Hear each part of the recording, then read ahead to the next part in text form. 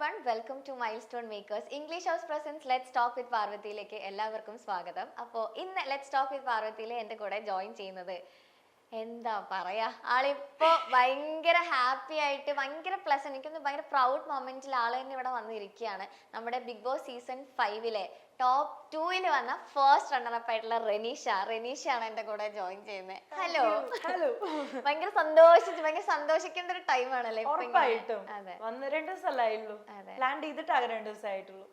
എന്ത് തോന്നുന്നു, ടോപ്പ് 2 വരും എന്നൊക്കെ പ്രതീക്ഷിച്ചിരുന്നോ? ശരിക്കും ആഗ്രഹിച്ചിരുന്നു, അങ്ങനെ പറയാം. കാരണം പുറത്ത് എന്താന്ന് അറിയില്ലല്ലോ. അല്ല, നമുക്ക് നമ്മുടെ ഒരു രീതി പോകുമ്പോ ഇങ്ങനെ അറിയാലോ എങ്ങനെയാവും. ഇനിയിപ്പോ ഓരോന്ന് കഴിഞ്ഞ കാര്യങ്ങൾ അറിയാം, പക്ഷെ അവിടത്തെ എങ്ങനെയാണ് പുറത്ത് എന്ന് അറിയില്ലല്ലോ. സോ ടോപ്പ് 5 വന്നപ്പോ തന്നെ ആഗ്രഹിച്ചത് എന്തായാലും വിന്നർ ആവാൻ വേണ്ടിയിട്ടായിരിക്കും. പിന്നെ ലാസ്റ്റ് മൈൻഡ് സെറ്റ് ചെയ്തു, അതായത് ആ 5 പൊസിഷനിൽ ഓഡിയൻസിന്റെ വോട്ട് അനുസരിച്ചിട്ട് ഏതിലാണെങ്കിലും ബി ഹാപ്പി എന്നുള്ള രീതിയിൽ അങ്ങനെ ഒരു മൈൻഡ് സെറ്റ് ഉണ്ടായിരുന്നു. സോ അതുകൊണ്ട് എനിക്ക് നേരത്തെ കുറെ ക്വസ്റ്റ്യൻസ് ഒക്കെ കിട്ടിയിട്ടുണ്ടായിരുന്നു പലയിടത്തുനിന്നും, സങ്കടം ഉണ്ടായിരുന്നോ എന്നൊക്കെ. പക്ഷെ ഞാൻ കിട്ടിയത് വെച്ച് ഭയങ്കര ഹാപ്പിയാണ്. സങ്കടപ്പെടേണ്ട ആവശ്യമില്ലല്ലോ. ഇല്ല, നമുക്ക് ഉള്ളത് വെക്കാന്ന് പറഞ്ഞാല് സാധാരണ പറയാറുണ്ട് ഉള്ളത് വെച്ച് ഹാപ്പി ആവാ. പക്ഷെ എനിക്ക് കിട്ടിയിരിക്കുന്നത് ഒട്ടും മോശപ്പെട്ട ഒരു ഇതല്ല. ഓഡിയൻസിന്റെ സപ്പോർട്ടോടുകൂടി ഫൈനൽ 5 വരാൻ പറ്റി, അതിൽ ടോപ്പ് 2 വരാൻ പറ്റാന്ന് പറഞ്ഞാൽ അതൊരു വലിയ കാര്യമല്ലേ. അപ്പൊ അതിന് സന്തോഷം മാത്രം. അല്ല, എനിക്ക് ബിഗ് ബോസ് ഹൗസിലേക്ക് ആദ്യം കാലെടുത്ത് വെച്ചത് റെനീഷയാണ്. അതുപോലെ തന്നെ അവസാനം ഇറങ്ങുമ്പോഴും അവസാനമായിട്ട് ഇറങ്ങാൻ പ്രാർത്ഥിച്ചിട്ടുണ്ടായിരുന്നു.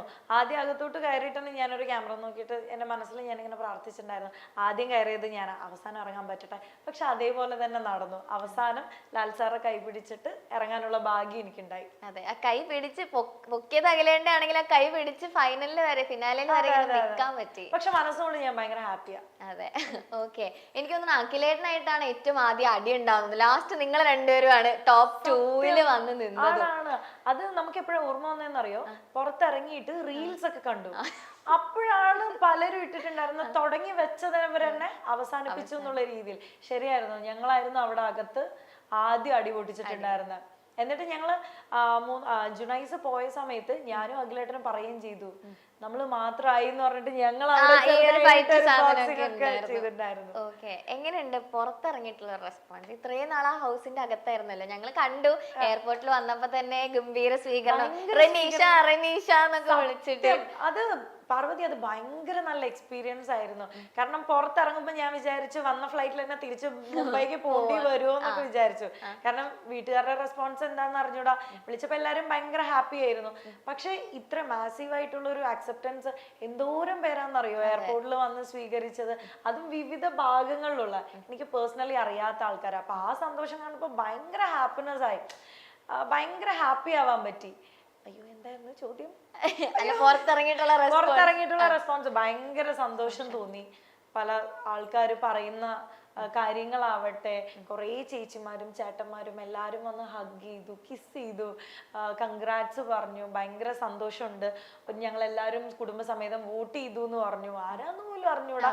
നമ്മളെ ഇഷ്ടപ്പെട്ട് വോട്ട് ചെയ്ത് ആ 100 days നിർത്തി എന്ന് വെച്ചാൽ അത് വലിയൊരു കാര്യം തന്നെയാണ്. എനിക്ക് കിട്ടാവുന്നതിലും വെച്ച് ഏറ്റവും നല്ല കാര്യമായിട്ടാണ് ഞാൻ അതിനെ കാണുന്നത്. അല്ല, ഇത്രയും നാളിപ്പോ സീരിയൽസ് ഒക്കെ ചെയ്തതുകൊണ്ട് സീരിയലിന്റെ ക്യാരക്ടറിന്റെ ബേസിസിലായിരിക്കും ഒരുപാട് പേര് ഇഷ്ടപ്പെട്ടിട്ടുണ്ടാവുക പ്രേക്ഷകര്. പക്ഷെ ഇപ്പൊ റെനീഷ എന്നുള്ള പേര്, അതെ, ആ പേരിൽ ഇപ്പൊ അറിയപ്പെട്ടു തുടങ്ങി, പലരും ഇഷ്ടപ്പെട്ടു തുടങ്ങി. അതൊക്കെ തന്നെ വലിയൊരു കാര്യമാണ്. പിന്നല്ലാതെ ഞാനിപ്പോ ബിഗ് ബോസിലോട്ട് കയറുന്നതിന് മുന്നേ എനിക്ക് ഒരു 3-4 ഒരു 10 കുറയാതെ ഒരു ഫാൻസ് ഗ്രൂപ്പ് ഒക്കെ ഉണ്ടായിരുന്നു. പക്ഷെ അവർക്ക് ഇഷ്ടപ്പെട്ടത് ഞാൻ ചെയ്ത ക്യാരക്ടറും ആ ക്യാരക്ടറുടെ നന്മയും അതുപോലെ എന്റെ പെർഫോമൻസ് ഒക്കെ ഇഷ്ടപ്പെട്ടിട്ടുള്ള ആൾക്കാരായിരുന്നു എന്നെ സ്നേഹിച്ചിട്ടുണ്ടായിരുന്നത്. പക്ഷെ ബിഗ് ബോസ് പോലുള്ള ഒരു റിയാലിറ്റി ഷോയില് ഓഡിയൻസ് കണ്ടുകൊണ്ടിരുന്നത് ഞാൻ എന്ന വ്യക്തിയാണ്.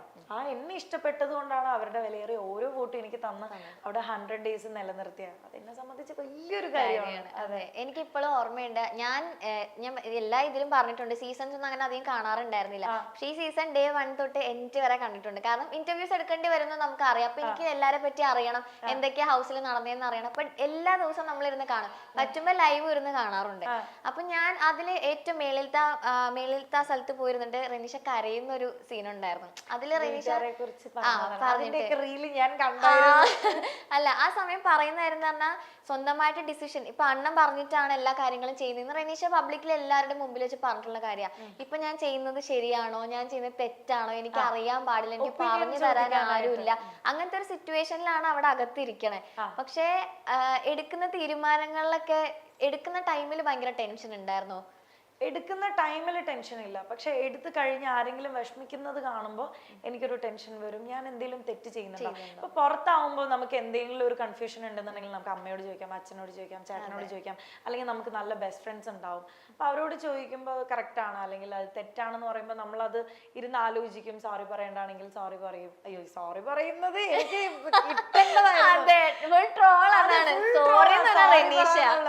പക്ഷെ എനിക്ക് സോറി പറയാൻ പ്രത്യേകിച്ച് മടിയുള്ള ഒരാളൊന്നും അല്ല. അത് തെറ്റാണെന്ന് ബോധ്യപ്പെട്ടു എന്ന് വെച്ചാല് പിന്നെ അവിടെ നമ്മൾ ഒരുപാട് ഒന്നും നോക്കേണ്ട കാര്യമില്ല, സോറി എന്ന് പറയുന്നെ വേണം. ഞാൻ അങ്ങനെ ചെയ്യാറുണ്ട്, അതുകൊണ്ടാണ് അങ്ങനെയൊക്കെ ആയത്. പക്ഷെ അത് എനിക്ക് ഇത്രയും വലിയ ട്രോൾ ആവുന്ന എനിക്ക് അറിയില്ലായിരുന്നു. അപ്പം എനിക്ക് അങ്ങനെ അകത്ത് തന്നെ ഒരു ട്രോളുന്നുണ്ടായിരുന്നല്ലോ, ഇപ്പൊ തന്നെ സത്യം. അപ്പൊ എനിക്ക് അറിയില്ലായിരുന്നു പുറത്ത് ഇത്രത്തോളം ഭൂകമ്പങ്ങളൊക്കെ ഉണ്ടാവും എനിക്ക് അറിയില്ലായിരുന്നു. പിന്നെ അപ്പൊ എനിക്ക് അങ്ങനെ ഒരു ടെൻഷൻ ഉണ്ടായിരുന്നു. മീൻസ് ഇതെല്ലാം ഓക്കെ ആണോ, ഞാൻ ചെയ്യുന്നത് കറക്റ്റ് ആണോ? അത് എനിക്ക് ഫസ്റ്റ് തോന്നിയ കാര്യം അഞ്ജൂസും ഞാനും തമ്മിലുള്ള ആടി. അഞ്ജൂസ് ഇഷ്ടമാണെന്ന് പറയുന്നു, എനിക്കത് എന്ത് ഇഷ്ടമാണെന്ന് മനസ്സിലാവുന്നില്ല. അപ്പൊ ഞാൻ പറയുന്ന പല കാര്യങ്ങളും അഞ്ജൂസിന് ഹേർട്ട് ആവുന്നു. ഞാൻ ചെയ്യുന്നത് ശരിയാണോ, ഞാൻ അറിയാതെയെങ്കിലും ഒരാളെ ഭയങ്കരമായിട്ട് ഹേർട്ട് ചെയ്യുന്നുണ്ടോ, അങ്ങനത്തെ കുറേ ക്വസ്റ്റ്യൻസും ഡൗട്ട്സ് എൻ്റെ തലയിൽ കയറി വന്നു. അപ്പൊ എനിക്ക് സപ്പോർട്ടായിട്ട് നിന്നത് സെറീനയാണ്, എൻ്റെ ഒരു ബെസ്റ്റ് ഫ്രണ്ട് എന്ന രീതിക്ക്. അതെന്തോ ദൈവാനുഗ്രഹം കൊണ്ട് 100 days നിൽക്കാൻ പറ്റി. അതെ, അഞ്ജൂസിന്റെ അതിലേക്ക് നമുക്ക് വരാം. ആദ്യം സന്തോഷമുള്ള കുറെ കാര്യങ്ങൾ പറഞ്ഞിട്ട് പിന്നീട് അഞ്ജൂസിനെ എങ്ങനെ ഹാൻഡിൽ ചെയ്യണം എന്നുള്ളത് എനിക്ക് മനസ്സിലായി. അതൊരു പക്ഷെ എനിക്ക് എക്സ്പീരിയൻസ് കുറവുള്ളത് കൊണ്ടായിരിക്കും. എന്റെ ഇത്രയും നാളത്തെ ലൈഫ് ജേർണിയിൽ എനിക്ക് അഞ്ജൂസിനെ പോലെ ഒരു ഫ്രണ്ട് ഇല്ലായിരുന്നു. എന്റെ ഫസ്റ്റ് ടൈം ആണ് അഞ്ജൂസിനെ പോലെ ഒരു ഫ്രണ്ട് എനിക്ക് കിട്ടുന്നത്. അപ്പൊ എനിക്ക് അറിഞ്ഞുകൂടായിരുന്നു എങ്ങനെയാണ് സംസാരിക്കേണ്ടത്, മീൻസ് അവളുമായിട്ട് എങ്ങനെയാണ് ഞാൻ ഡീൽ ചെയ്യേണ്ടത്. അവൾ ഇഷ്ടമാണെന്ന് പറഞ്ഞു. അപ്പൊ ആ സമയത്ത് എനിക്ക് കുറെ ഡൗട്ട്സ് ആയിരുന്നു. പുതിയ ലൈഫിൽ പുതിയൊരു കാര്യമാണ്, അങ്ങനത്തെ കാര്യങ്ങൾ വരുമ്പോ എങ്ങനെ ഞാൻ റെസ്പോണ്ട്, അതെ അങ്ങനെ ഒരു ടെൻഷൻ എനിക്കറിയില്ലായിരുന്നു. അത് അഞ്ജൂസിനെ ഹേർട്ട് ചെയ്യാത്ത രീതിയിൽ എങ്ങനെ പ്രസന്റ് ചെയ്യണം. എനിക്ക് തോന്നുന്ന കാര്യങ്ങൾ ഞാൻ അവളോട് ചോദിച്ചിട്ടുണ്ട്, പക്ഷെ മനസ്സിൽ തോന്നുന്ന കാര്യങ്ങൾ ചോദിക്കുമ്പോൾ അവളത് വല്ലാണ്ട് ഹേർട്ട് ആവുന്നു. അപ്പൊ അത് ഞാൻ മനസ്സിൽ തന്നെ വെക്കുമ്പോൾ അത് എനിക്ക് ഒട്ടും സമാധാനം തരുന്നില്ല. ആക്ട് ചെയ്ത് നിൽക്കുന്ന പോലെ മൈൻഡിൽ കുറെ ഡൗട്ട്, അവളെ കാണുമ്പോൾ ചിരിച്ച് കളിച്ച് നിൽക്കാൻ എന്നെ കൊണ്ട് പറ്റുന്നുണ്ടായില്ല. അപ്പൊ ഞാൻ എൻ്റെ മനസ്സിലുള്ള കാര്യങ്ങൾ ചോദിക്കുമ്പോൾ അവൾക്ക് അത് ഭയങ്കര ഹേർട്ട് ആവുന്നുണ്ടായിരുന്നു. അപ്പൊ എനിക്ക് ഡൗട്ട്, ഞാൻ എന്തെങ്കിലും ശരിക്കും തെറ്റായിട്ട് ചെയ്യുന്നുണ്ടോ? ആരെങ്കിലും നമ്മളെ വിശ്വസിക്കുന്ന ഒരാളുണ്ടെന്നുണ്ടെങ്കിൽ ചോദിച്ചാൽ അവർ സിൻസിയർ ആയിട്ട് പറയും. അപ്പൊ അങ്ങനത്തെ കുറെ കൺഫ്യൂഷൻ. അല്ല പിന്നെ പുറത്ത് അത് എങ്ങനെയാകും? ഓൾറെഡി അഞ്ജൂസിന് ഒരു ഗേൾ ഫ്രണ്ട് ഉണ്ടെന്നുള്ള രീതിയിൽ അവിടെ പറഞ്ഞിട്ടുണ്ടല്ലോ, പിന്നെ ഈ ഒരു സംഭവം എങ്ങനെ പുറത്ത് വരും എന്നുള്ളൊരു ടെൻഷനും എനിക്ക് പുറത്തത്തെ കാര്യങ്ങൾ എന്ന് വെച്ചാൽ മൊത്തത്തിലല്ല, എന്റെ വീട്ടില് അവർ കാണുമ്പോ എന്തെങ്കിലും വിഷമിക്കോ, എനിക്ക് അങ്ങനത്തെ ടെൻഷൻ ഉണ്ടായിരുന്നു. പിന്നെ അത് കഴിഞ്ഞിട്ട് എനിക്ക് അവള് പറയുന്നത് മനസ്സിലാവുന്നുണ്ട് എന്തിഷ്ടമാണ്. എന്റെ മൈൻഡിൽ അവൾക്ക് പുറത്ത് ഗേൾ ഫ്രണ്ട് ഉണ്ട്, പിന്നെ എന്നെ ഇഷ്ടമാണെന്ന് പറയുന്നത് എന്തിനാ, അത് എന്തിഷ്ടമാണ്. അപ്പൊ അവള് പറഞ്ഞ കുറെ കാര്യങ്ങളൊക്കെ എനിക്ക് ഭയങ്കര കൺഫ്യൂഷൻസ് ഉണ്ടാക്കി. അപ്പൊ ഞാൻ കാര്യങ്ങൾ ചോദിച്ചു. പക്ഷെ പിന്നീട് ഒരു സ്റ്റേജ് കഴിഞ്ഞപ്പോൾ അവള് പറഞ്ഞു വേറെ ഒരു രീതിക്കും അല്ല, എനിക്ക് പ്യുവർ ആയിട്ടുള്ള ഒരു ലവ് ആണ്. അപ്പോഴേക്കും കുറച്ച് ലേറ്റ് ആയിരുന്നു, അതിനുള്ളിൽ ഞാൻ അവളെ കുറെയൊക്കെ ഹേർട്ട് ചെയ്തു. പക്ഷെ പിന്നീട് ഞാൻ റിയലൈസ് ചെയ്തപ്പോൾ എനിക്ക് മനസ്സിലായി എങ്ങനെ നിൽക്കണമെന്നുള്ളത്. അതുപോലെ നിന്നു. ഇപ്പോഴും എന്റെ ബെസ്റ്റ് ഫ്രണ്ട് ആയിട്ട് അഞ്ജൂസ് ഉണ്ട്. അതെനിക്ക് തോന്നുന്നു ആ ഒരു റിയലൈസേഷനിലൂടെ ആ ഒരു സ്നേഹം ഭയങ്കരമായിട്ട്. അപ്പൊ എനിക്ക് കിട്ടിയ ഒരു സമാധാനമുണ്ട്. അറ്റ്ലീസ്റ്റ് നമ്മളോട് സംസാരിക്കാൻ, നമ്മുടെ കാര്യങ്ങൾ കേട്ടിരിക്കാൻ എനിക്ക് ഭയങ്കര റിലീഫ് ആയിരുന്നു അഞ്ജൂസ് വന്നപ്പോ. അത് മിക്കവാറും എപ്പിസോഡ്സിൽ കാണുമായിരിക്കും. പക്ഷെ അഞ്ജൂസ് ഇപ്പൊ എനിക്കറിയാം അഞ്ജൂസിന്റെ എന്തിഷ്ടമാണ്, എങ്ങനെയാണ് അവളെ ഹാൻഡിൽ ചെയ്യേണ്ടത്, എങ്ങനെയാണ് ഡീൽ ചെയ്യേണ്ടത് എന്നുള്ളത് എനിക്ക് നന്നായിട്ട് അറിയാം. ബെസ്റ്റ് ഫ്രണ്ട് ആവും ഞാൻ പറയും. അതെ, പോകുന്ന വഴിയെ നമ്മളത് പഠിച്ചു എങ്ങനെ ഹാൻഡിൽ ചെയ്യണം എന്നുള്ളത്. ഓക്കെ, ഇനി ബിഗ് ബോസ് ഹൗസിനെ പറ്റിയാ ചോദിക്കാൻ പോകുന്നത്. ഇത്രയും ഡേയ്സ്, ഇപ്പൊ 50 ദിവസം കഴിഞ്ഞ് ഇറങ്ങുന്നു അല്ലെങ്കിൽ 60, പക്ഷെ 100 days ആ വീടിന്റെ അകത്ത് നിന്ന് ഓരോ ആൾക്കാരെ കുറയും തോറും ആ സിറ്റുവേഷനെ ഹാൻഡിൽ ചെയ്ത് 100 days ടോപ്പ് 2 ആ ഹൗസിലെ ഒരു അവസ്ഥ അതാണ് അറിയേണ്ടത്.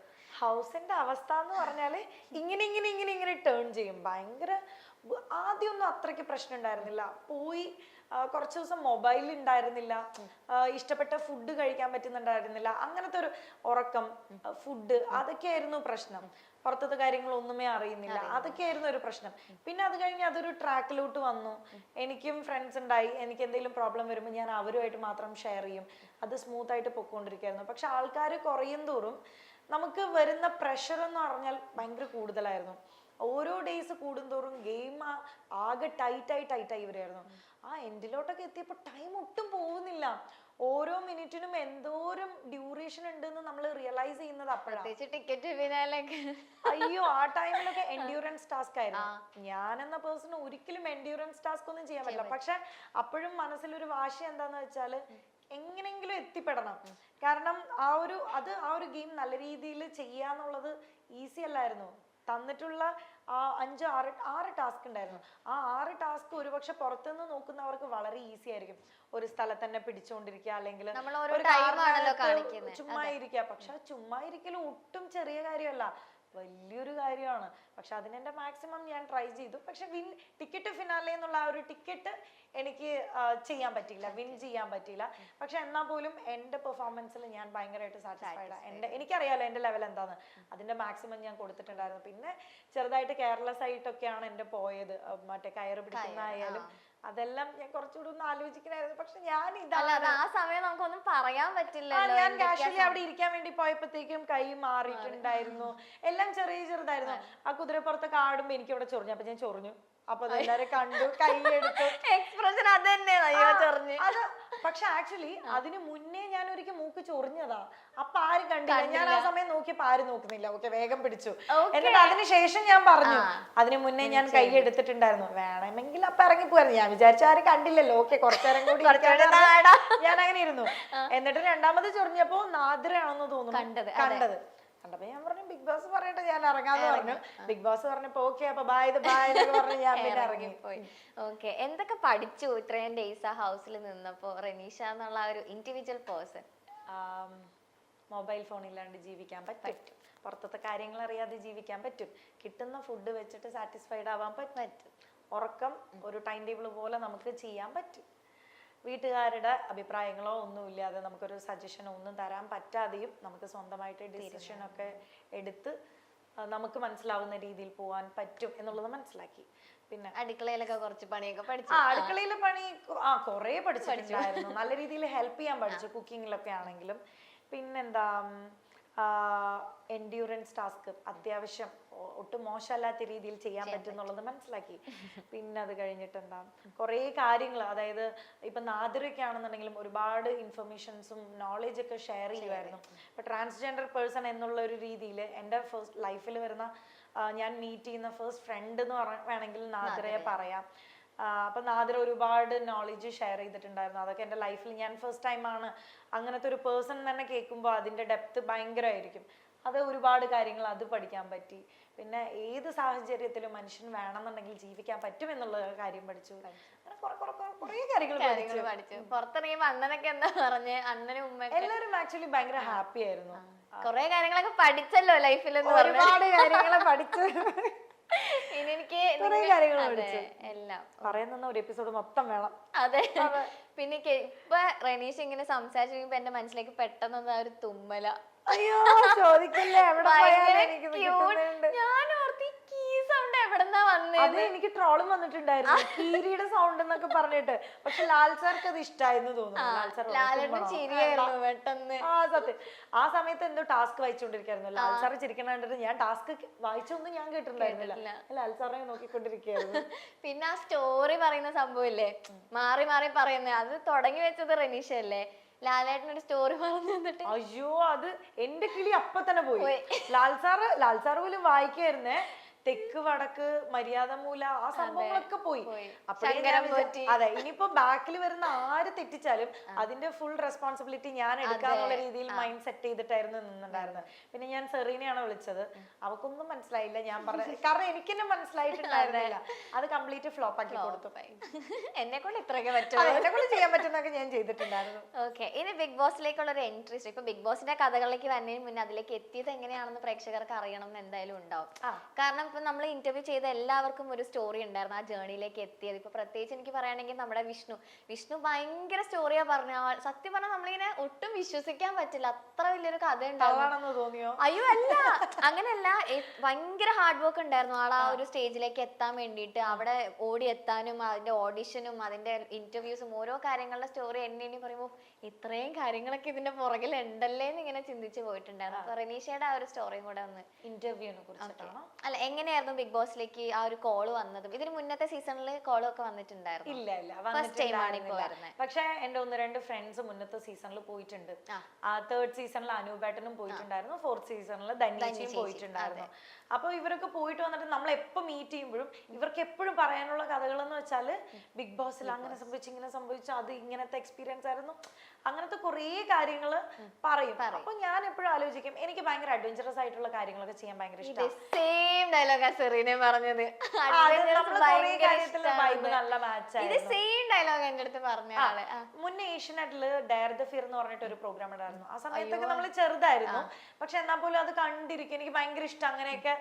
അങ്ങനെയുള്ള ഗെയിം ഷോസ് ഒക്കെ എനിക്ക് ഭയങ്കര ഇഷ്ടം. ഭയങ്കര കിക്കുള്ള ഒരു പരിപാടിയല്ലേ? എനിക്ക് ആ റൗണ്ടൊക്കെ കണ്ടപ്പോ ഭയങ്കര പേടിയായിരുന്നു. നമ്മളൊരു വെള്ളത്തിലേക്ക് ഇട്ട് കുറെ പാമ്പുകളെയൊക്കെ മേലിടും, പക്ഷെ ഭയങ്കര ഗത്തല്ലേ അതൊക്കെ ചെയ്ത്. അത്രയും സ്ട്രഗ്ലിംഗ് ഒക്കെ കഴിഞ്ഞ് നമുക്ക് ഒരു പോയിന്റ് ഒക്കെ കിട്ടുമ്പോ നമുക്ക് കിട്ടുന്ന ഒരു ഭയങ്കര ഒരു എനർജി ഉണ്ട്. എനിക്ക് അങ്ങനെയൊക്കെ ഭയങ്കര ഇഷ്ടമാണ്. പാർവതിക്ക് പേടിയാ അല്ലേ? പേടിയായതുകൊണ്ട്. പക്ഷെ ആ പാമ്പിനൊന്നും അങ്ങനെ വിഷമൊന്നും ഉണ്ടാവില്ലല്ലോ. എന്നാലും അതിങ്ങനെ ഒരു പേടിയല്ലേ? എനിക്ക് പക്ഷെ ഭയങ്കര ഇഷ്ടാട്ടോ അങ്ങനെയൊക്കെ. അപ്പൊ ആ പ്രോഗ്രാം കണ്ട് ഞാൻ ഭയങ്കര രസമായിട്ട് ഞാനത് എൻജോയ് ചെയ്തിട്ടുണ്ടായിരുന്നു. അതിനുശേഷമാണ് ബിഗ് ബോസ് എന്നുള്ള ഒരു സംഭവം. ഇതില് ഫിസിക്കൽ ഗെയിം ഉണ്ട്, മൈൻഡ് ഗെയിം ഉണ്ട്, ഭയങ്കര രസമല്ലേ കണ്ടുകൊണ്ടിരിക്കാൻ. അപ്പൊ ഇവരൊക്കെ എപ്പോഴും എക്സ്പീരിയൻസ് ഇങ്ങനെ പറഞ്ഞുകൊണ്ടിരിക്കുമ്പോൾ ഞാൻ വിചാരിക്കും എനിക്കും പോണം. അപ്പൊ ചേച്ചി പറഞ്ഞു, നീ വിളിച്ച് ഉറപ്പായിട്ടും പോണോട്ടോ, നിന്നെ കൊണ്ട് പറ്റും, നീ നിൽക്കും, നീയും കൂടെ അത് ട്രൈ ചെയ്യണേന്ന് പറഞ്ഞു. അപ്പോൾ ഞാൻ എൻ്റെ ഫസ്റ്റ് സീരിയൽ എന്ന് പറയുന്നത് സീതാ കല്യാണം എന്ന് പറഞ്ഞ ഏഷ്യനെറ്റിൽ. ഇപ്പോഴും കുറെ ആൾക്കാർ എന്നെ അറിയുന്ന തന്നെ സീതാ കല്യാണത്തിലെ സ്വാതി എന്നുള്ള പേരിലാണ്. അപ്പം അങ്ങനെ എനിക്ക് ജോസേട്ടനെ പരിചയമുണ്ട്. അപ്പൊ ജോസേട്ടൻ അവിടുത്തെ കൺട്രോളർ, ഏഷ്യനെറ്റിലൊക്കെ ഉള്ള കൺട്രോളർ. അപ്പൊ ജോസേട്ടൻ ഒരു ദിവസം വിളിച്ചിട്ട് ചോദിച്ചു, നിനക്ക് ബിഗ് ബോസിൽ പോണോ? എന്നാ പിന്നെ ആധാർ കാർഡ് ഇങ്ങോട്ട് അയക്കെന്ന് പറഞ്ഞു. ഞാൻ അപ്പൊ തന്നെ കേട്ട മാതി കേൾക്കാത്ത അപ്പൊ തന്നെ ഞാനങ്ങ് സെൻഡ് ചെയ്ത് കൊടുത്തു.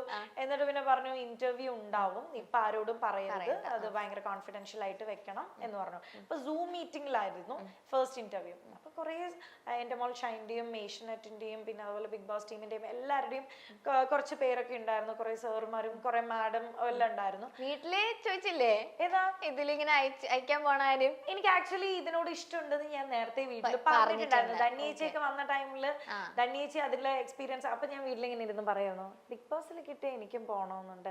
അപ്പൊ അണ്ണനും പറഞ്ഞു, ഒരു ജൂലൈ 10th ആയപ്പോ അണ്ണൻ പറഞ്ഞു, നീ അങ്ങനെ കിട്ടുകയാണെന്നുണ്ടെങ്കിൽ പോന്നെ, നീ പൊക്കോ എന്ന് പറഞ്ഞു. അപ്പൊ എനിക്ക് ഭയങ്കര, എനിക്ക് എന്ത് കാര്യം വീട്ടില് ഷെയർ ചെയ്ത് അവരും കൂടെ പൂർണ്ണമായിട്ട് അക്സെപ്റ്റ് ചെയ്യുമ്പോഴേ എനിക്ക് ചെയ്യാനായിട്ടൊരു സന്തോഷം ഉണ്ടാവുള്ളൂ.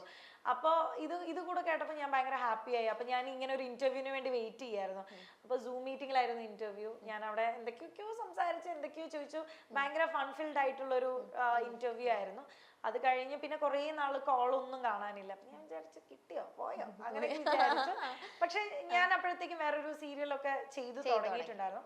അപ്പത്തേക്കാണ് വേറെ നമുക്ക് നേരിൽ കണ്ടിട്ട് ഒരു ഇന്റർവ്യൂ ഉണ്ട്, കൊച്ചിക്ക് വരണം, ഏഷ്യനെറ്റ് സ്റ്റുഡിയോയിലോട്ട് വരണം എന്ന് പറഞ്ഞു. അങ്ങനെ ഞാനും അത്തയും കൂടിയിട്ട് ഏഷ്യനെറ്റ് സ്റ്റുഡിയോയിൽ പോയി. അവിടുത്തെയും ഇന്റർവ്യൂ അങ്ങനെ വലിയ ടഫ് എന്നുള്ള രീതിയിലല്ല, പല രീതിക്ക് ക്വസ്റ്റ്യൻസ് ഷൂട്ട് ചെയ്തിട്ടുണ്ടായിരുന്നു. കുറെ പേരുണ്ടായിരുന്നു, അവരെല്ലാവരും അവർക്ക് തോന്നുന്ന പോലത്തെ ഒക്കെ ക്വസ്റ്റ്യൻസ് ചോദിച്ചു. ഞാൻ ഇങ്ങനെ ബ്ലാ ബ്ലാ ബ്ലാ എനിക്കറിയുന്ന പോലെയൊക്കെ ആൻസേഴ്സ് ഞാൻ പറഞ്ഞു. പക്ഷെ എല്ലാവരും ഭയങ്കര ഹാപ്പി ആയിരുന്നു. അത് കഴിഞ്ഞിട്ട് ഞങ്ങൾ തിരിച്ച് ബസ്സിൽ കയറി പോകുമ്പോൾ മനസ്സിന് ഭയങ്കര ഒരു സമാധാനം, അതായത് കിട്ടും എന്നുള്ളൊരു കോൺഫിഡൻസ് ഉണ്ടായിരുന്നു. എന്തായാലും നന്നായി പെർഫോം ചെയ്തെന്നുള്ളൊരു കോൺഫിഡൻസും. പെർഫോം ചെയ്യാന്ന് വെച്ചാൽ അവര് ചോദ്യങ്ങൾ ചോദിച്ചു, അപ്പൊ എന്റെ മനസ്സിൽ വരുന്ന കാര്യങ്ങൾ ഞാൻ റിയൽ ആയിട്ട് പറഞ്ഞു. പക്ഷെ എനിക്ക് ഭയങ്കര സാറ്റിസ്ഫാക്ഷൻ ആയിരുന്നു. കാരണം ആ ഇന്റർവ്യൂവിൽ എല്ലാവരും ഭയങ്കര പ്ലസന്റ് ആയിരുന്നു, ഭയങ്കര ഹാപ്പി ആയിരുന്നു. ഓക്കെ കാണാം. എന്നിട്ട് അവർ ലാസ്റ്റ് ഒരു ചോദ്യം ചോദിച്ചു, ലാൽ സാർ ഇൻട്രൊഡ്യൂസ് ചെയ്യുമ്പോൾ എങ്ങനെയാണ് അഡ്രസ് ചെയ്യേണ്ടത്, മീൻസ് എന്താണ് ടാഗ് ലൈൻ കൊടുക്കണ്ടേ, ഇപ്പോൾ ലൈക്ക് അയൺ ലേഡി അങ്ങനെ ഇങ്ങനെ, അപ്പോൾ എങ്ങനെയാണ് കൊടുക്കണ്ടേ, അല്ലെങ്കിൽ ഏത് പാട്ടാണ് ഡാൻസ് ചെയ്യാൻ വേണ്ടതെന്ന് ചോദിച്ചപ്പോൾ എൻ്റെ ബൾബ് കത്തി. അപ്പൊ ഓൾമോസ്റ്റ് എല്ലാം സെറ്റ് ആണ്. അപ്പൊ ഞാൻ പറഞ്ഞ പാട്ടും റൗഡി ബേബി, ആ പാട്ടൊക്കെ എനിക്ക് അങ്ങനത്തെ ഒക്കെ ഒരു ബീറ്റാണ് ഇഷ്ടം, ആ ഒരു വൈബാണ് എനിക്കിഷ്ടം. അപ്പൊ അങ്ങനെയൊക്കെ പറഞ്ഞപ്പോ എന്റെ മനസ്സിൽ ഓക്കെ ഓൾമോസ്റ്റ് സെറ്റ് ആണെന്ന് തോന്നുന്നു. പിന്നെയും കുറെ ദിവസം പിന്നെ അവിടെ പോയി ഡാൻസ് കളിക്കുന്ന സ്വപ്നം രാത്രി കിടക്കുമ്പോ ലാൽ സാറ് വരുമ്പോ ഇങ്ങനെയൊക്കെ സംസാരിക്കും. ലാൽ സാർ നമ്മുടെ പേര് വിളിക്കുന്നു, റെനീഷ റഹ്മാൻ എന്ന് വിളിക്കുന്നു, അവിടെ അച്ഛൻ ഭയങ്കര പുളകിതനാവുന്നു, അങ്ങനത്തെയൊക്കെ ആയിരുന്നു പിന്നെ സ്വപ്നം. പിന്നെ കുറച്ച് ദിവസം കഴിഞ്ഞപ്പോഴത്തേക്കും പ്രവീൺ സാറ്, ഏഷ്യനെറ്റിൽ എന്നുള്ള പ്രവീൺ സാറും പ്രവീചേട്ടനൊക്കെ കൂടെ വിളിച്ചിട്ടുണ്ടായിരുന്നു. വിളിച്ചിട്ട് പറഞ്ഞു സെലക്ടഡ് ആയി, പക്ഷെ ഇത് ഭയങ്കര കോൺഫിഡൻഷ്യൽ ആണ്, ഒരു മനുഷ്യനോട് മിണ്ടി പോകരുത്, മിണ്ടി എന്ന് വെച്ചാൽ നിന്റെ പേര് അപ്പ കട്ട് ചെയ്യും എന്ന് പറഞ്ഞു.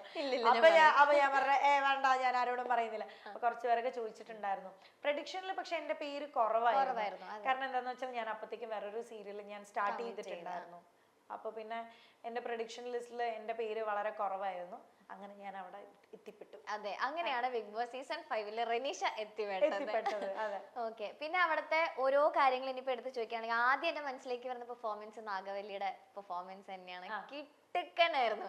അതിപ്പോ നമ്മുടെ ഡയറക്ടർ സാറ് വിളിച്ചത് പറഞ്ഞപ്പോ പോലും അപ്പോഴാണ് അതിന്റെ ഒരു ഇമ്പാക്ട് എത്രത്തോളം ഉണ്ടെന്ന് റെനീഷയ്ക്ക് പോലും മനസ്സിലായത്. ഉറപ്പായിട്ടും അതെന്താന്ന് വെച്ചാൽ എന്നെ കൊണ്ട് അത്രയും ചെയ്യാൻ പറ്റിയ എന്താന്ന് വെച്ചാൽ നാഗവല്ലി എന്നുള്ള ക്യാരക്ടറിൽ നമുക്ക് ഒരുപാട് ചെയ്യാൻ പറ്റും, ഒരുപാട് വേരിയേഷൻസ് കൊടുക്കാൻ പറ്റും. ഗംഗയായിട്ടും നാഗവല്ലിയായിട്ടും പിന്നെ അതിൽ കുറെ ഡയലോഗ്സ് നമുക്ക് എല്ലാവർക്കും ബൈഹാർട്ടാണ്. എപ്പോ ടിവിയിൽ നമ്മുടെ മണിച്ചിത്രത്താഴ് വെച്ചാലും നമ്മൾ കാണും, കണ്ടിരുന്നു പോകും. അങ്ങനത്തെ ഒരു മൂവിയാണ്. അപ്പൊ നമുക്ക് കുറെ ഡയലോഗ്സ് ഒക്കെ എനിക്ക് അറിയായിരുന്നു. പിന്നെ അത് പെർഫോം ചെയ്യാൻ ഭയങ്കര രസമായിരുന്നു. ഒരു ആർട്ടിസ്റ്റിനെ കിട്ടാവുന്ന ക്യാരക്ടറിൽ വെച്ച് ഏറ്റവും ബെസ്റ്റ് ആയിട്ട് എനിക്ക് തോന്നി. അപ്പൊ പിന്നെ ഞാനൊരു ആർട്ടിസ്റ്റ് ആയിട്ട് ഇരിക്കുക, എനിക്ക് അങ്ങനെ ഒരു ഓപ്പർച്യൂണിറ്റി കിട്ടുമ്പോൾ ഞാനത് മാക്സിമം യൂട്ടിലൈസ് ചെയ്യണ്ട. ഞാൻ യൂട്ടിലൈസ് ചെയ്തു. പക്ഷെ അതിന് ഇത്രയും വലിയൊരു റിസൾട്ട് കിട്ടുമെന്ന് എനിക്ക് അറിയില്ലായിരുന്നു. അത് ആ ഒരു മൂവിയുടെ ഡയറക്ടർ ഫാസിൽ സാറിന്റെ ഒരു ഓഡിയോ കേൾപ്പിക്കുന്ന ഒരു മൊമെന്റ് ഉണ്ടല്ലോ, ശരിക്കും ഗൂസ് ബംസ് വന്നു. മാത്രല്ല എനിക്ക് വിശ്വസിക്കാനൊക്കെ കുറേ നേരം പ്രയാസമായിരുന്നു. ഫാസിൽ സാർ ആ ഒരു പെർഫോമൻസ് കണ്ടിട്ട് സാർ അതിൽ പറയുന്നുണ്ടായിരുന്നു, റെനീഷയ്ക്ക് എത്ര പ്രായം ഉണ്ടെന്ന് അറിയില്ല, ഞാൻ ആ സമയത്ത് ജനിച്ചിട്ട് പോലും ഇല്ല, എത്ര പ്രാവശ്യം കണ്ടു എന്നറിയില്ല, നന്നായിട്ട് നീതി പുലർത്തി എന്നൊക്കെ പറയുമ്പോൾ അപ്പൊ നമുക്ക് കിട്ടുന്ന ഒരു സാറ്റിസ്ഫാക്ഷൻ ഉണ്ട്. ചെയ്തത് ശോഭന മാമിന്റെ ഒരു ക്യാരക്ടറാണ്. അത് ഭയങ്കര ബിഗ് ബോസിൽ നിന്ന് ലാസ്റ്റ് എന്ത് കിട്ടിയെന്ന് എപ്പോ ചോദിച്ചാലും എനിക്ക് ഫസ്റ്റ് പറയാനുള്ള ഒരു കാര്യം ഫാസിൽ സാറിന്റെ കയ്യിൽ നിന്ന് കിട്ടിയ ഈ ഒരു അപ്രിസിയേഷൻ ആയിരിക്കും. അതെനിക്ക് ലാസ്റ്റ് ഒക്കെ ഇപ്പൊ ലാലേട്ടൻ ചോദിച്ചപ്പോൾ പറയുകയും ചെയ്തു ആ കാര്യം. എന്താണ് ഫസ്റ്റ് പെട്ടെന്ന് വരിക, അതിനി ലാൽ സാർ ചോദിച്ചെന്നല്ല, ലൈഫിൽ എപ്പോ ബിഗ് ബോസിൽ നിന്ന് എന്ത് കിട്ടിയെന്ന് ചോദിച്ചത് വെച്ചാൽ ഞാൻ പറയും ഒരു ആർട്ടിസ്റ്റ് എന്നുള്ള നിലയ്ക്ക് എനിക്ക് കിട്ടാവുന്നതിൽ വെച്ച് ഏറ്റവും വലിയ അക്സെപ്റ്റൻസ് ആ മൂവിയുടെ ഡയറക്ടറായ ഫാസിൽ സാർ വിളിച്ച് പറഞ്ഞ ആ ഒരു മൊമെന്റ് ആയിരിക്കും ഞാൻ എപ്പോഴും ഓർക്കുന്നുണ്ടാവുക. അല്ല, ഇത് ലൈക്ക് ഭയങ്കര എന്റർടൈനിങ് ആയിരുന്നു. അതാണ് അതിന്റെ വേറൊരു ഹൈലൈറ്റ് എന്ന് പറയുന്നത്. എനിക്ക് ഇപ്പോഴാണ് റിമോ ചേട്ടൻ്റെ അടുത്ത് പോയിട്ട് ഈ കാര്യം സണ്ണി എവിടെ ബാ നാഗവല്ലി നമുക്ക് പോയിട്ട് ഡിസ്കോ ഡാൻസ് കളിക്കാം, അതും പിന്നെ നമ്മുടെ സാഗരേട്ടനായിട്ട് ഒരുമിച്ച് നിന്നിട്ട് മാത്രം വിചാരിച്ചാൽ നടക്കില്ല. അവരും അതേപോലെ സപ്പോർട്ട് ചെയ്യുന്നത് കൊണ്ടാണ് നമുക്ക് അങ്ങോട്ടും ഇങ്ങോട്ടും ചെയ്യാൻ പറ്റും. ഡയലോഗ്സ് അങ്ങനെ കമ്മ്യൂണിക്കേറ്റ് ചെയ്യാൻ പറ്റുക. ഒരാൾ മാത്രം പറയുകയാണെന്നുണ്ടെങ്കിൽ അത് ഭയങ്കര ഫ്ലാറ്റ് ആയി പോകും, ചിലപ്പോൾ ഓവർഡു ചെയ്യണ പോലെയൊക്കെ തോന്നും. പക്ഷെ അവരും അതിനനുസരിച്ചിട്ട് ഭയങ്കര സപ്പോർട്ടീവ് ആയിട്ട് നിൽക്കുന്ന സമയത്ത് നമുക്ക് നല്ല രസമായിരിക്കും കൗണ്ടർ പറയാം. അതെ, ഈ സാഗരേട്ടന് നിങ്ങൾ സോഫയിൽ നിന്നിട്ട് ഞാൻ ഒരു ഉമ്മ തരട്ടെ വേണ്ട, അതൊക്കെ ബെസ്റ്റ് ആവാൻ കാരണം ഞാൻ മാത്രമല്ല, അവിടെ സാഗരേട്ടനും അതേപോലെ കൗണ്ടർ പറയാനായിട്ട് ഉണ്ടായത് കൊണ്ടാണ് ആ റീൽസ് ഒക്കെ അത്ര നല്ല രസമായിട്ട് വന്നിട്ടുള്ളത്. നാഗവല്ലിയുടെ ഒരു ഡയലോഗ് ഒന്ന് പറയാമോ? ക്യാരക്ടറിലേക്ക് മാറിയാണോ? അല്ല, ഒരു ഡയലോഗാ ഇത് ഇതേപോലെ എന്നോട് എയർപോർട്ടിലും വെച്ച് ചോദിച്ചിട്ടുണ്ടായിരുന്നു. ഞാനും അപ്പൊ ഇതേപോലെ എന്താ പറയുന്നത്, നാഗവല്ലിയുടെ ഡയലോഗാ ഒറിജിനൽ ആർട്ടിസ്റ്റ് ചോദിക്കുമ്പോ ചെയ്യണം. അല്ല, എനിക്ക് ചെയ്യാൻ കുഴപ്പമൊന്നുമില്ല. ഒറിജിനൽ നാഗവല്ലിയുടെ അല്ലേ, ഞാൻ ചെയ്ത ആ ഡ്യൂപ്ലിക്കേറ്റ് നാഗവല്ലിയുടെ അല്ലല്ലോ. നാഗവല്ലിയുടെ ഒരു ഡയലോഗ് അങ്ങ് പറഞ്ഞു. യാരത് കഥവ് തുറ കഥവ, അയ്യോ മതി സംക്രതം ഡേ അയോഗ്യനായ ഡയലോഗാണ്. ഡേ അയോഗ്യനായ இன்னைக்கு துர்காஷ்டமி உன்னை கொன்னு ஓ ரத்தத்தை குடிச்சு ஓங்கார நடனம் ஆடிடுவேன். അയ്യോ നകുലേട്ടാ, ഞാനിപ്പോ എന്താ പറഞ്ഞേ നകുലേട്ടാ, പോരെ അടുത്ത ട്രോളിനുള്ളതായിട്ടുണ്ട്. ഇല്ല, അതാണ് സ്പിരിറ്റ് ഒരാളിന്റെ. അതെ, പോരട്ടെ ട്രോള് പോരട്ടെ. ട്രോളൊക്കെ ഒരു രസമല്ലേ, പുറത്തിറങ്ങി ഞാൻ ഭയങ്കരമായിട്ട് എൻജോയ് ചെയ്യുന്നത്. ഞാൻ ഇതൊക്കെ ചുമ്മാ പറയുന്നത്. പക്ഷെ ഞാൻ ഫസ്റ്റ് ഇറങ്ങിയപ്പോ ഫസ്റ്റ് നോക്കിയത് ട്രോളാ. ആദ്യം എന്റെ ഇൻട്രൊഡക്ഷൻ ഡാൻസ് നോക്കിയിട്ടുണ്ടായിരുന്നു. അത് കഴിഞ്ഞിട്ട് ഞാൻ പിന്നെ നോക്കിയത് എന്റെ ട്രോളാ. അപ്പോഴാണ് ഈ തുമ്മലിന്റെ ഒക്കെ കീരിയുടെ സൗണ്ട് പോലെയുള്ളതൊക്കെ അതൊക്കെ കണ്ടതൊക്കെ അപ്പോഴാ. എന്തായിരുന്നു റെനീഷയ്ക്ക് ശരിക്കും ഇപ്പൊ പുറത്തിറങ്ങി സോഷ്യൽ മീഡിയ ഒക്കെ നോക്കിയപ്പോ പോസിറ്റീവ് സൈഡ് നമുക്ക് ഒരുപാടുണ്ട്, കാരണം ആ പോസിറ്റീവ് കൊണ്ടാണല്ലോ ടോപ്പ് 2-ൽ വന്ന് നിൽക്കുക. പക്ഷെ ഒരു നെഗറ്റീവ് ഷെയ്ഡില് റെനീഷയെ പറ്റി പറയുന്നത്, ആളുകൾ പറയുന്ന ഒരു കാര്യം എന്തായിരുന്നു തോന്നിയത്? ഞാൻ സെക്കൻഡ്, അതായത് ഫസ്റ്റ് റണ്ണറപ്പ് ആവാൻ വേർത്തി അല്ല, അർഹതയില്ല എന്നുള്ള അത് എന്റെ കൂടെ കോമ്പീറ്റ് ചെയ്തവർ തന്നെ പറഞ്ഞത് കൊണ്ടാണ് അത് അങ്ങനെ ഒരു ന്യൂസ് ആയി മാറിയത്. അപ്പൊ അത് കുറെ പേര് ഏറ്റുപിടിച്ചിട്ടുണ്ടായിരുന്നു. മീൻസ് അതിനെ സപ്പോർട്ട് ചെയ്തിട്ട് കുറെ കമന്റ്സ് ഒക്കെ വന്നിട്ടുണ്ടായിരുന്നു. ഇതെല്ലാം ഞാൻ കാണുന്നുണ്ട്, എല്ലാം ഞാൻ കാണുന്നുണ്ട്. ഞാൻ സെറീനയോട് ചോദിച്ചു, സെറീന പറഞ്ഞത് സെറീന ഫേക്ക് ആണെന്നുള്ളതാണ് ആളുകൾ കൂടുതൽ പറയുന്നതെന്നാണ്. ഞാനൊരു കാര്യം പറയട്ടെ, അതിലുള്ള എല്ലാ കണ്ടസ്റ്റൻസിനും നെഗറ്റീവ് പറയുന്നുണ്ട്, പോസിറ്റീവും പറയുന്നുണ്ട്. അപ്പൊ നമ്മളാണ് ഡിസൈഡ് ചെയ്യുന്നത് ഏതാണ് മനസ്സിലോട്ട് എടുക്കേണ്ടതെന്ന്. ഞാൻ സെക്കൻഡിന് വേർത്തി അല്ല, അല്ലെങ്കിൽ ഫസ്റ്റ് റണ്ണറപ്പ് ആവാൻ വേർത്തി അല്ല എന്ന് പറയുന്നവരോട് എനിക്ക് പ്രത്യേകിച്ചിട്ടൊന്നും പറയാനില്ല. ഞാൻ എൻ്റെ മാക്സിമം നിന്നു. ഒറിജിനലുടെ ബാറ്റിൽ ഓഫ് ഒറിജിനൽസ് എന്നായിരുന്നു ടാഗ് ലൈൻ. ഞാനായിട്ട് തന്നെ അവിടെ നിന്നു. എനിക്ക് കിട്ടിയ ടാസ്കുകളും എനിക്ക് പെർഫോം ചെയ്യാൻ കിട്ടിയ അവസരങ്ങളെല്ലാം ഞാൻ എൻ്റെ മാക്സിമം ചെയ്തു. അത് ഒത്തിരി ജനങ്ങൾക്ക് ഇഷ്ടമായി. അവരെന്നെ സപ്പോർട്ട് ചെയ്തിട്ടുണ്ടായിരുന്നു. അവരുടെ പ്രാർത്ഥന എൻ്റെ കൂടെ തന്നെ ഉണ്ടായിരുന്നു. അങ്ങനെ എനിക്ക് 100 days നിൽക്കാൻ പറ്റി. ലാസ്റ്റ് പോളിൽ പോലും എനിക്ക് വോട്ടിംഗ് കൂടുതലായതുകൊണ്ട് എനിക്ക് സെക്കൻഡ് പൊസിഷൻ കിട്ടി എന്ന് തന്നെയാണ് ഞാൻ വിശ്വസിക്കുന്നത്. പിന്നെ ഇപ്പം എൻ്റെ കൂടെയുള്ളവരെന്നെ പലരും പറയുന്നുണ്ട്, അവരുടെ പേരൊന്നും ഞാൻ പറയുന്നില്ല, സെക്കൻഡ് കിട്ടിയ ഒരാളുടെ കാര്യത്തിൽ മാത്രം, എൻ്റെ കാര്യത്തിൽ മാത്രം ആള് ഹാപ്പി അല്ല എന്നുള്ള ഒരു സ്റ്റേറ്റ്മെന്റ് പറഞ്ഞിട്ടുണ്ടായിരുന്നു. അതിനെ സപ്പോർട്ട് ചെയ്യാൻ കുറെ ആൾക്കാരുണ്ടായിരുന്നു. അവരോട് ഞാൻ എന്താ പറയണ്ടേ, പ്രത്യേകിച്ചൊന്നും പറയാനില്ല. ചുമ്മാ ചിലപ്പോൾ അവർക്ക് ഇഷ്ടമായിട്ടുണ്ടാവില്ല, അപ്പൊ ഇങ്ങനെ ചൊറിയായിരിക്കും. ഹൗസിൽ ഓരോ ഒപ്പീനിയൻസ് പറയുന്ന പോലെ തന്നെ അത് എടുത്താൽ മതി. ഓരോരുത്തർക്കും ഓരോ അത്രേ ഉള്ളൂ. ഞാൻ അത് ആ നെഗറ്റീവ് സൈഡിലോട്ട് പോകുന്നില്ല. ഞാൻ അപ്പൊ മനസ്സിൽ ആലോചിക്കുന്നത്, എന്നെ സപ്പോർട്ട് ചെയ്ത് സെക്കൻഡിന് ഞാൻ അർഹതപ്പെട്ടതാണ് എന്ന് പറയുന്നുണ്ടല്ലോ, അവരുടെ കാര്യങ്ങളാണ് ഞാൻ എടുക്കുന്നത്. അവര് പറയുന്ന നല്ല കാര്യങ്ങളും അവരെന്തുകൊണ്ട് എന്നെ ഉൾക്കൊണ്ടു എന്നുള്ള കാര്യങ്ങളൊക്കെ പറയുമ്പോൾ ഞാൻ അതാണ് എടുക്കുന്നത്. നെഗറ്റീവ് പറയുന്നവർ പറഞ്ഞോട്ടെ, കുഴപ്പമില്ല. അവരുടെ അടുത്തും പോയി തിരുത്താനൊന്നും നമുക്ക് പറ്റില്ല, ചിലരുടെ വിശ്വാസങ്ങളല്ല. അതെ, നിങ്ങൾ ടോപ്പ് 5 ഇങ്ങനെ നിൽക്കുകയാണല്ലോ, അതിൽ ഓരോരുത്തരായിട്ട് ഇങ്ങനെ പോയി ലാസ്റ്റ് നിങ്ങൾ ടോപ്പ് 3 ആയി. അപ്പൊ ആ സമയത്ത് ആരായിരിക്കും, റെനീഷയുടെ മനസ്സിൽ ആരായിരുന്നു സെക്കൻഡ് വരാൻ? നിങ്ങളുടെ ജൂനിയേഴ്സിൽ എന്തായാലും ഫസ്റ്റ് അഖിലേട്ടനായിരിക്കും എന്നുള്ളൊരു ഇത് എല്ലാവർക്കും ഉണ്ടായി എന്നാണ് എനിക്ക് തോന്നണേ. അത് അഖിലേട്ടൻ തന്നെ കപ്പ് കൊണ്ടുപോകും എന്നുള്ളൊരു സാധനം. സെക്കൻഡ് എനിക്കായിരിക്കും അതോ ജുനൈസിനായിരിക്കോ? ജുനൈസ് ആയിരിക്കും എന്നുള്ളൊരു സംഭവം റെനീഷയുടെ മനസ്സിലുണ്ടായിരുന്നോ? ഇല്ല, എനിക്കായിരിക്കും. ഞാൻ സെക്കൻഡ് എന്തായാലും എനിക്കായിരിക്കും. മീൻസ് തേർഡ് പോകുന്ന ഒരാള് ജുനൈസ് ആയിരിക്കും എനിക്ക് പേഴ്സണലി തോന്നി. അത് തോന്നാൻ കാരണം എന്താന്ന് വെച്ചാൽ, അതിന് തൊട്ട് മുന്നത്തെ വീക്കിലായിരുന്നു നമ്മുടെ വീട്ടുകാരെല്ലാരും വരുന്ന ഒരു ഫാമിലി റൗണ്ട് വന്നിട്ടുണ്ടായിരുന്നു.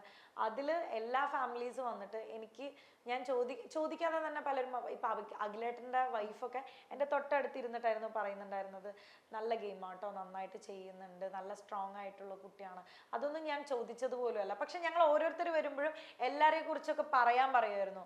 അഖിലേട്ടന്റെ വൈഫൊക്കെ പറയാതെ തന്നെയാണ് ഇങ്ങോട്ട്, ചോദിക്കാതെ തന്നെയാണ് ഇങ്ങോട്ട് പറഞ്ഞത്. അതുപോലെ ഷീചേട്ടന്റെ വൈഫ് ആയാലും ചോദിക്കാതെ തന്നെയാണ് ഷീചേട്ടന്റെ വൈഫ് ഷീചേട്ടന്റെ അടുത്തായിട്ട് ഇങ്ങനെ പറയുന്നുണ്ടായിരുന്നു, അവളൊരു പാവമാണ്, മനസ്സിലുള്ളത് ഇങ്ങനെ പറയുന്നേ ഉള്ളൂ, പക്ഷെ അവള് ഭയങ്കര സ്ട്രോങ് ആണെന്നുള്ളത്.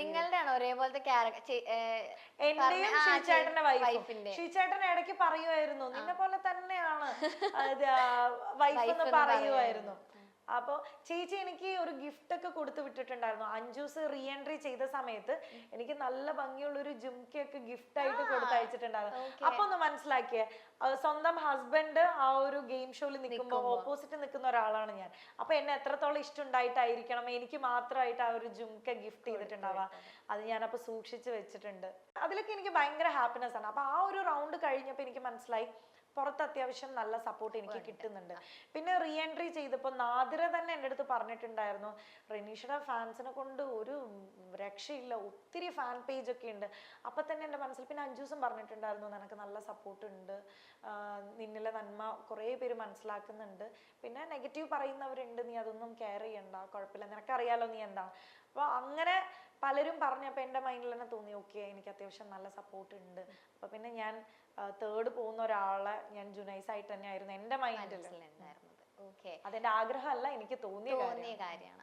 അതത്രേ ഉള്ളൂ.